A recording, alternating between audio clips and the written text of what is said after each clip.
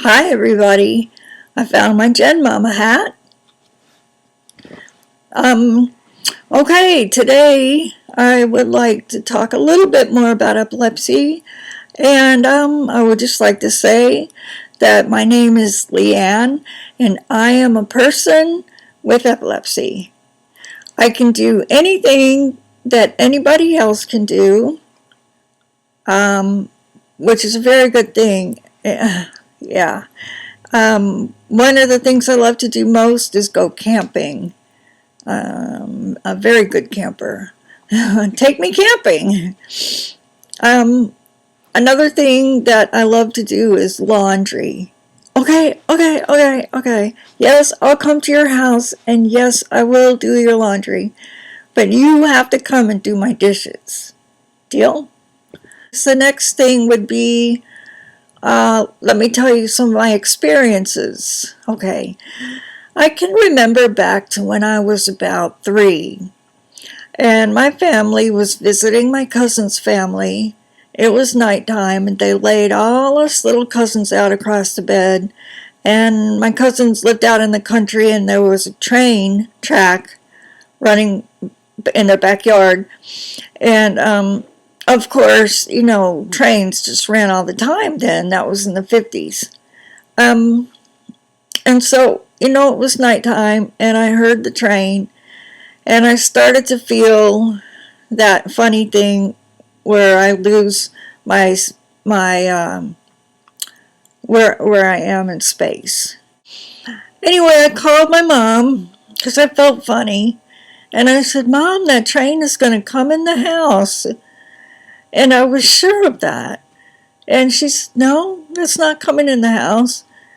But I was really in an altered state, and it was kind of nightmarish. That's as far back as I can remember. And the next thing I remember is having a breath holding spell. My mom was holding me, and I was crying my head off, and all of a sudden I couldn't breathe. It was like my whole airway was just filled with mud. I couldn't breathe, and I'm sure my eyes were really wide. I was in a panic because I really wanted to breathe, and my mom wasn't looking at me. She was talking to someone else, and so I'm lying there in a panic, not crying, not breathing, and then finally it let me go, and I could cry again. Any of you have children that go through that? Let me tell you, they are scared out of their minds. It is so frightening for them and for me, and it would be for you too if you ever have anything like that. I'm sure that anaphylactic shock is just the same way. Okay, let's see. The next time I remember, 2 of them in 1 year. First one happened in school, and this is just a vague memory because, okay, I was in 3rd grade, and I don't remember much except that I woke up on the floor with my teacher and a few kids standing around me, and nobody was really saying much of anything. My teacher might have been telling me to get up, I don't know, and I couldn't get up. I didn't know what had happened. I didn't know why I had fallen off my chair. I didn't know anything. And the other time was in the summer. I was supposed to be going to summer camp, and I went the first day. It was day camp, and I went the first day, and all they had for a bathroom was not even an outhouse. It was a latrine.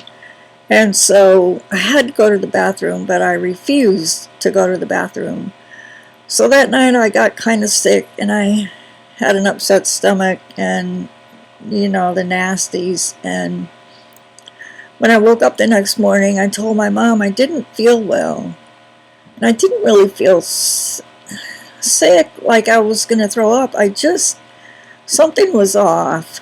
And I begged her to not make me go to camp, so she let me stay home. And whenever we were sick, we got to stay in her bed during the day. So, I had one of my things, a big white sheet, a little teeny thing on it, and all sense of reality of space and myself in space was totally gone.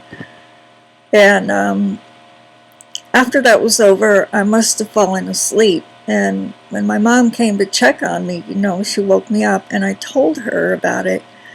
She had no idea what I was saying. I know that I was speaking clearly, not just a bunch of garbly words, but she didn't understand, the concept of what I was saying. So, I remember another time, it was in 2nd grade. It was in school, and we were at an all-school assembly, and it was dark, and I was so sleepy. I didn't get sleepy until like 5 minutes into whatever they were doing on stage. And I fell asleep. That's what I thought I did. But then I woke up, before the show was over. And I was really tired. I was really tired. I went home, and I don't think I told anybody, because I just thought I took a little nap during assembly. And I was never diagnosed with epilepsy until I was 13, and we were camping, and I had been feeling like Alice in Alice in Wonderland all day. And I told my mom I just didn't feel well. I felt sick, but I couldn't describe to her, what I was feeling. And so that night I had a grand mal seizure. And that's the first time they had ever seen me have a seizure. And I went through all the tests and everything. And sure enough, I had epilepsy. Still have it. And that was the first my mom knew of my having seizures. And when I told her, I think it was last year, of the times that I had seizures before that, my mother was horrified, just horrified. I could see the guilt on her face. And I said, but Mom, back then people didn't know.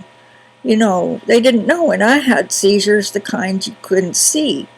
And I didn't have the words. I was too little to tell you. I tried to tell you sometimes, but you didn't understand what I was talking about. And so anyway, I took the medication. I was on Dilantin and phenobarbital, which is a terrible combination. And